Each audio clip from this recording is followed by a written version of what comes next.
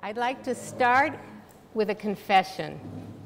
I admit that I'm a recovering cyber addict. Now, a couple of years ago, I found myself going online all the time and getting less and less done.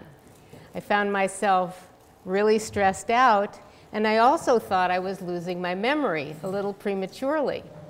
What I decided was to change the focus of my research, which had been television and children for 30 years, and start focusing on adults and what our constant connection to digital devices is doing to us. I started talking on the topic, and I started looking at research on neuroscience to find out what is actually going on in the brain when we try to multitask and when we're bombarded with information.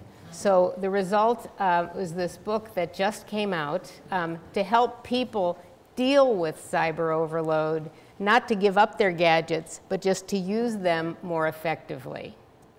I'd also like to say that brain research says that this is the absolutely worst time for you to have to listen to a lecture. Okay. What your brain wants to do right now after lunch is go to sleep.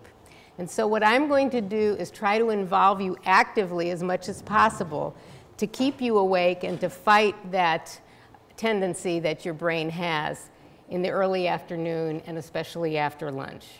So the first thing we're going to do is a memory exercise. Now, this isn't a very difficult memory exercise because you don't really have to know much of an answer to the questions I'm asking.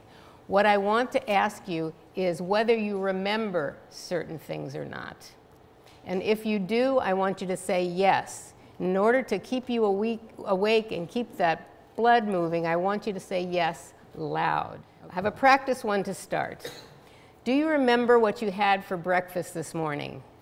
Yes. Great. Okay, you've got the concept. Do you remember when the mail came once a day only and it came in envelopes? Yes. Do you remember when your phone was only as mobile as the length of the cord that plugged it into the wall? Yes. Do you remember when you had to walk all the way across the room to change the TV channel? Yes. And do you remember when, if you wanted to know the answer to a question, you had to have an encyclopedia or you had to go to the library? Yes. Okay, as you can see, in the past 50 years, lots of things have changed.